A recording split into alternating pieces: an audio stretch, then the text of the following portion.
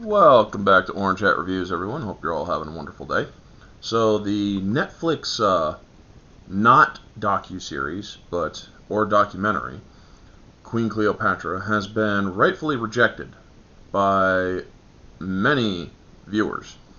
People have utterly destroyed this, as you can see. The average audience score is 2%. It fluctuates between 2 and 1%. Where the average critic score is 11%. And that was originally at 13%. That's how bad this show is. Now, I will not watch it on Netflix. I absolutely refuse to. But here's the thing.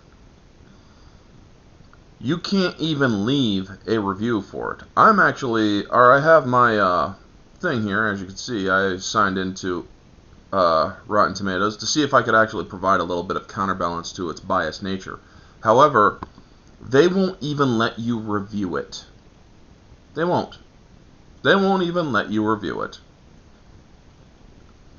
They just have the season's cast, crew, trailers, and pictures and whatnot. They won't let anybody review it.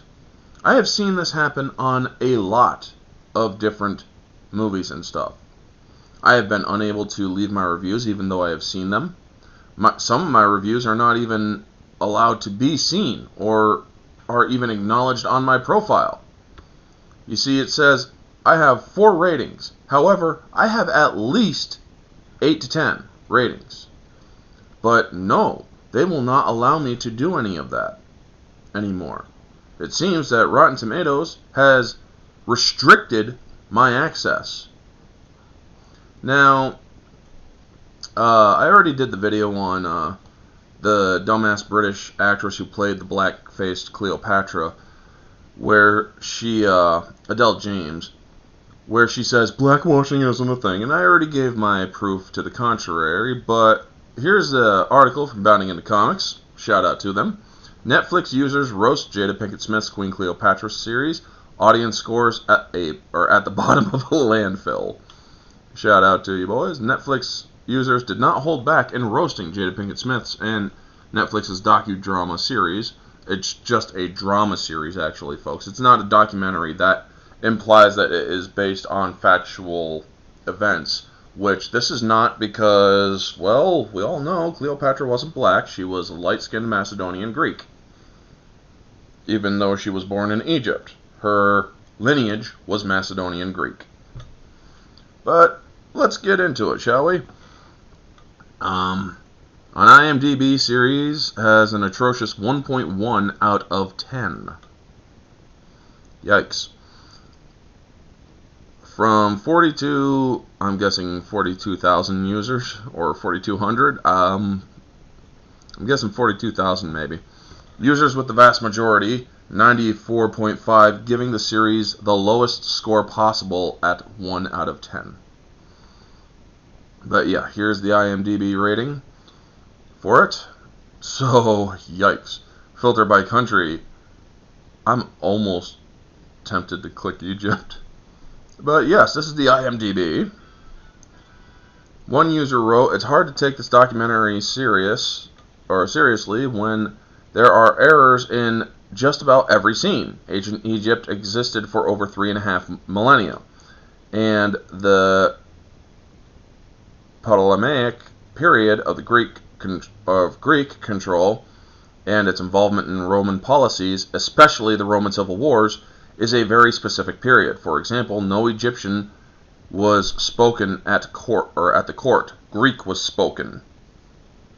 The user added, "But getting costumes wrong, getting basic timelines of battles like Actium wrong, placing Cleopatra at events we know she was not present at, mixing up things done by Anthony with those done by Octavian, and an unending series of errors just make this impossible to watch. It is clear no experts, or even anyone with basic knowledge of the history of the time and place was involved, or if they were, their advice was inverted. The dialogue is also laughably childish. is also laughably childish, as is the acting. Another gave the series a 1 out of 10, writing, "Next, a documentary of Bruce Lee with a non-Chinese actor, or a documentary of Mandela with a white or Asian actor, could be the next politically correct idea of Netflix producers. Already previous historic documentaries of Netflix had 20% non-historical facts, so who cares? History is made by winners and producers, right?" I was already thinking of canceling my Netflix subscription, so with that documentary that changes facts to adapt to its own values, I believe I have taken my decision. Or I'm guessing made my decision. It promotes more anger than serves any political or politically correct value. There are a lot of famous and historically real persons of any race or gender that have changed the world for the better. They could show these, the user concluded. Another also gave a 1 out of 10, describing it as amateurish black feminist propaganda. The user then detailed construct a 3-part series based on a few grains of truth and huge dollops of critical feminist ideology. And this is what results. It's actually funny, though, unintentionally so, seeing how serious it takes itself, and how it clobbers the viewer over the head with its supposed facts, such as a eunuch Pothinus with a beard. Come on. And tedious, plotting presentations reminiscent to the Sunday school film, or of a Sunday school film.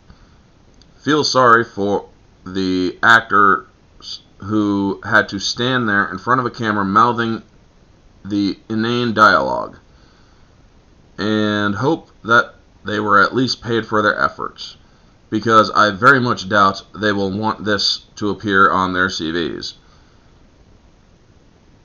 The user concluded, in summary, it flunks as history and flops as entertainment.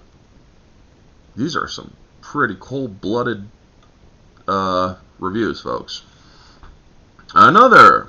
If Cleopatra was from another dimension, the user continued, where to begin with historical inaccuracies, from the start to finish the inaccuracies are shoved in your face. Whoever made this series is trying to rewrite history with their own warped fantasies. It almost feels like a twisted fan fiction, or if Cleopatra was in the multiverse. That is hilarious. The sad thing is, they're calling this a documentary-style series. It's an insult to Egypt and any historian. I feel this is a disgrace to Cleopatra and her name.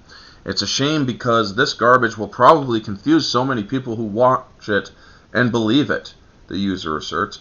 It's incredibly unjust to make a historical figure and change them to fit your narrative. Well, they did that with Anne Boleyn. They recently did it with Joan of Arc, saying, she was non-binary. So this is the third historical figure, folks. The third historical figure that they are changing to push a narrative. Another user described the series as an American uses a colonizing mindset to rewrite history. The user explained, as the title says, I'm all for diversity in media, including historical fantasy, like Bridgerton, but Cleopatra was not fictional. She was a real person and is a significant cultural icon in Egypt. Generally speaking, films about foreign history should, at the very least, have some from that country at the head of production, the IMDB user opined. An American forcing their own world view onto another country's history is as American of a tradition as apple pie, speaking about both the American right and left. Well, it's not exactly my kind of intention. I would never want to force my view onto others. In the U.S., the rewriting of history from conservatives is a real threat to society, and something the left has said we need to address. However, now we see rewriting of a foreign country's history at the expense of diversity. Diversity can be done successfully in so many ways, and simply put, this is not it, the user declared. On Rotten Tomatoes, the series has maybe the worst audience score rating of all time, with a 2% Rotten score. So yeah, currently it is back at 2. It fluctuates between 1 and 2%. Let's reload just to see if it changed at all. Nope, hasn't.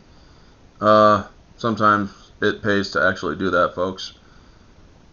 So yeah.